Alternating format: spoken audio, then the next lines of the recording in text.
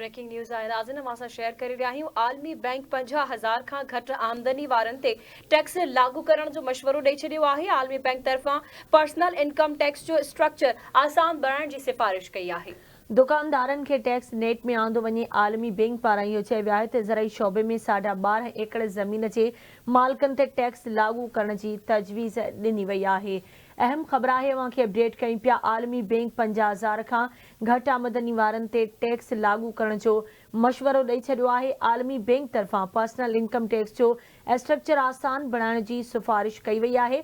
दुकानदारनि खे tax net में आंदो वञे। आलमी बैंक पारां इहो चयो वियो आहे जॾहिं त ज़रई शोबे में 12.5 एकड़ ज़मीन जे मालिकनि ते टैक्स लागू करण जी तजवीज़ ॾिनी वई आहे। आलमी बैंक 50,000 खां घटि आमदनी वारनि ते टैक्स लागू करण जो मशवरो ॾेई छॾियो आहे।